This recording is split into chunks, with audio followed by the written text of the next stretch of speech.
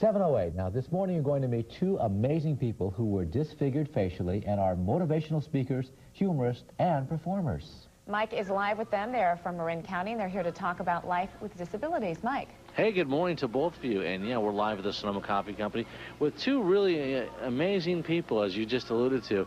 And they are humorists, keynote speakers, and performers. And David Roche and Terry Tate are with me this morning. And good morning to both of you. Good morning, Mike. All right. Good morning. All right. Now, let's start off with Terry, or actually David. David, when folks, you obviously do a lot of motivational speaking, yeah. And one of the first questions the audience asks you is kind of a unique question, probably, in a sense, isn't it?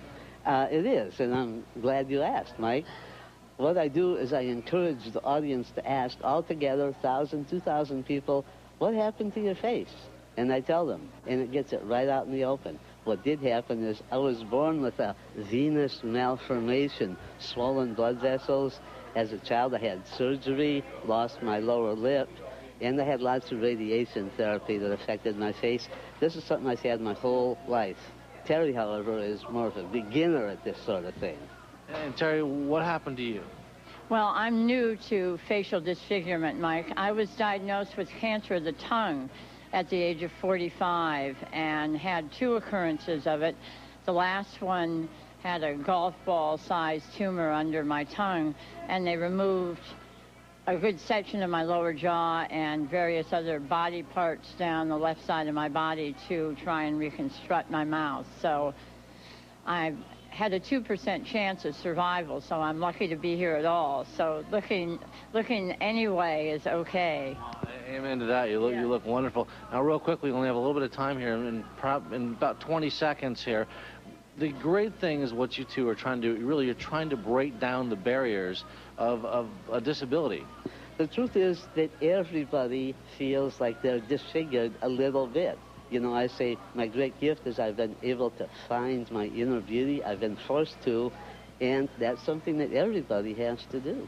Right. We're going to talk to both of you all morning long and tell folks a little bit how you go about breaking down the barriers, some of the different youths that you work with. I know you work with at-risk kids and speak to various organizations. Of course, we have a graphic if you want to see David in Mill Valley, April 28th, and we're going to be with both of these folks.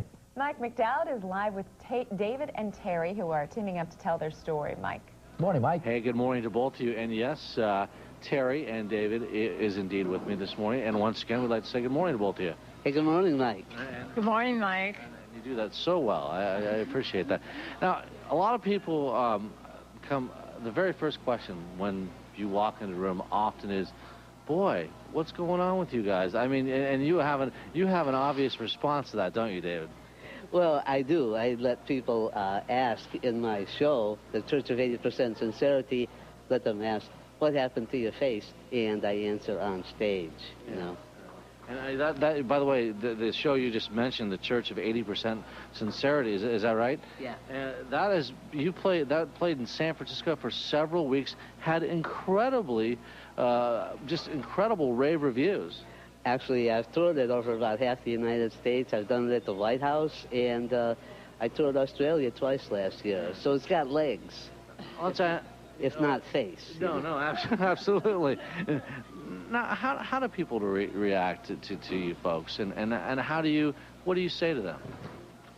Well, people tend to be subtle about it, adults anyway. They sort of look and peek out of the corner of their eye, and I typically don't say much. Kids are a little more obvious. There was a little boy in a store who said, "You have a really big chin, you have a really big chin," about 8 times in a voice like a public address system. And I just sat there quietly clenching my shopping cart and hoping that he would stop. So I generally don't intervene. It depends a little on my mood. If I'm crabby, I'll just stare back and see if I can find anything to stare at. But usually, I just sort of let them look. And David, in about 15 seconds here, I know humor is a key for you, isn't it? Humor is the entry point for healing, to tell the truth, and that's like what runs through a lot of our work. You know, so like what I see on the street is like the goggle-eyed stare. I see the slack-jawed stare, but it's all normal. It's reacting to something new. I do the same thing, Mike. Yeah. We're going to be with both of you all morning long. We're going to be talking a little bit how you two are able to overcome your appearance impaired, and as we with much of the time using humor. Mike, what's going on? Morning, yeah, Mike. and good morning to both of you. And you know, we just prefaced it by saying that you folks do talk to people using humor, and I think, David, for you, being an internationally well-known keynote speaker and humorist, that is something that you really have a gift of using humor, don't you? Well, yeah, I was raised to be funny. In an Irish Catholic family with 7 kids, you're either funny or you kind of went into the background. Well, that's a good background, and the Irish Catholics are typically funny, aren't we?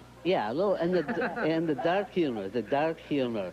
You know, like one time I was playing at a family reunion and we had a plum fight. Okay, I'm like 40 years old. Plum fights, a lot of fun. I took a plum, I smashed it against the side of my face, said, "Oh God, you know, my hemangioma exploded." And, you know, my family, they hosed me off and we continued, you know. Oh, man, I tell you, if you've never met the both of you, truly are very funny people with a tremendous gift. And Terry, I got to ask you, you now actually went through, what, oral cancer, is that right? Right, that's right, Mike. I had cancer of the tongue twice, and before that, I was what we call able-faced. And looking back on it now, I realize that I was quite pretty, but back in those days, I was worried about the cellulite in my thighs, and having had this experience put cellulite in a whole new light. So that's part of my reason for getting out there, to really show people that it's the inside that matters, because the cancer really forced me to sort of do an inventory